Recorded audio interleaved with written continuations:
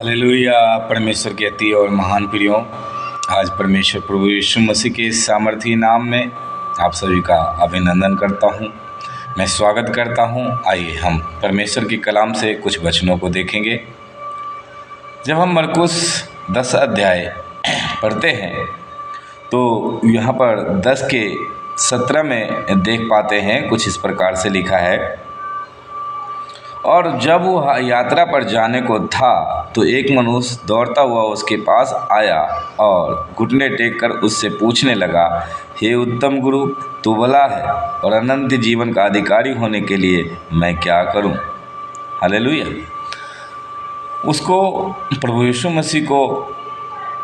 मसीह यात्रा पर जाने पे हैं और इस दौरान एक बहुत ही धनवान व्यक्ति आता है और प्रभु यीशु मसीह से कहता है, हे उत्तम गुरु, तू भला है और अनंत जीवन पाने का मार्ग क्या कर, मुझे बता दे। हालेलुया। लेकिन अब कुछ बातें यहाँ पर प्रभु यीशु मसीह उनको बताते हैं जो अगले वचन में लिखा है। वो कहते हैं, यीशु ने उससे कहा, तू मुझे उत्तम क्यों कहता है? परमेश्वर के अतिरिक्त कोई उत्तम नहीं। हालेलुया। परमेश्वर के अतिरिक्त कोई उत्तम नहीं। तू आज्ञा को तो जानता है। उससे कहता है, तू आज्ञा को तो जानता है और सचमुच ये सभी जानते हैं। हालेलुया। लेकिन आज्ञाओं पर चलते नहीं हैं। यहाँ पर क्या कहता है वो? हत्या न करना, व्यभिचार न करना, चोरी न करना, झूठी साक्षी न देना, छल न करना, अपने माता और अपनी पिता का आदर करना। उसने उससे कहा, हे गुरु, मैं बचपन से ही इन सब बातों को पालन करता आया हूँ। उसे देखकर यीशु को प्यार आया और उसने कहा, तुझ में अब भी क्या आया?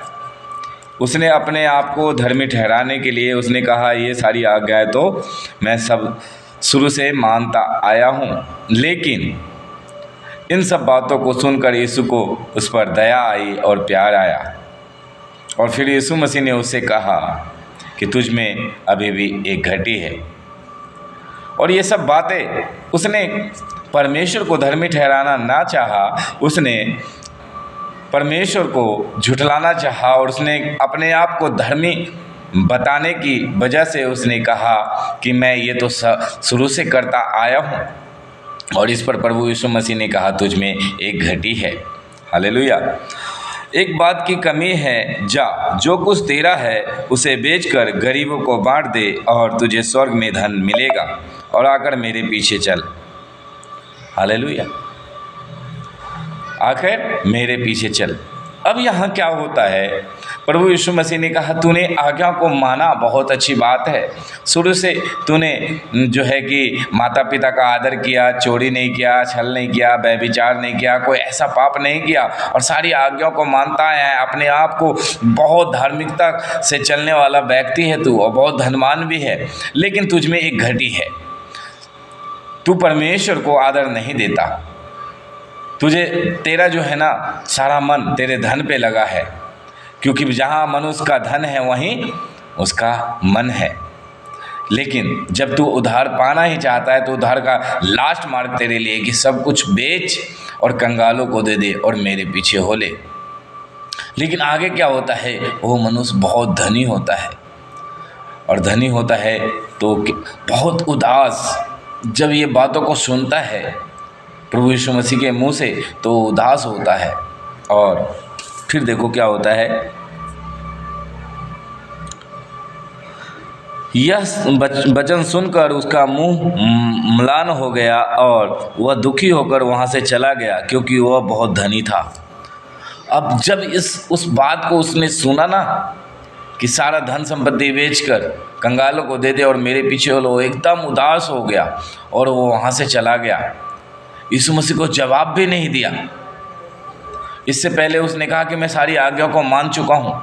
इसका परमेश्वर कौन है? उसका विश्वास कहाँ है?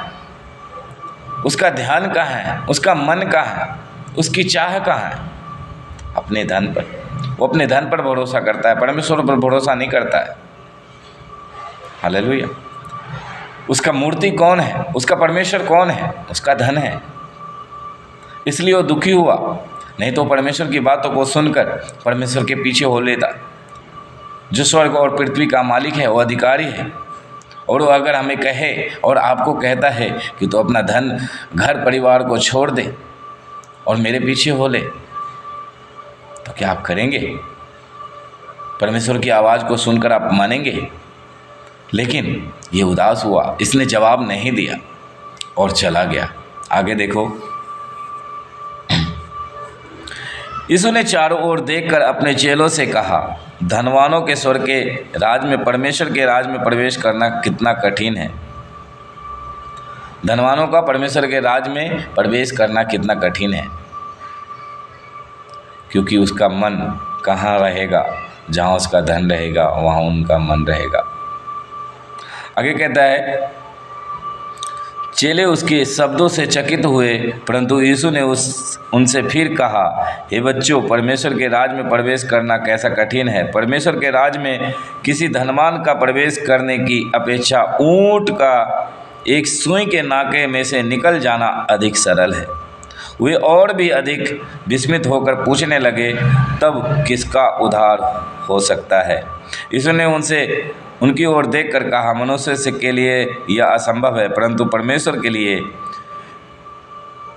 नहीं, क्योंकि परमेश्वर के लिए सब कुछ संभव है।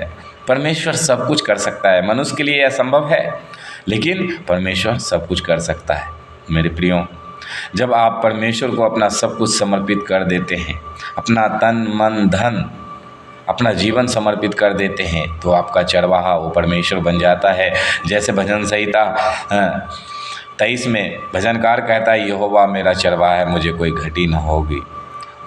हालेलुया। उसने उस चरवाहे की बातों को समझ लिया, उस आशीषों को जान लिया, उसके प्रेम को जान लिया कि सचमुच मेरा परमेश्वर चरवाहा है, मुझे किसी बात की घटी नहीं होने देता। और वो अपने अनुभव को लिखता है वहाँ पर भजनकार, और अपने अनुभव को आपके सामने और हमारे सामने प्रकट करता है। यहाँ क्या सचमुच सुई के नाके में ऊँट प्रवेश कर सकता है?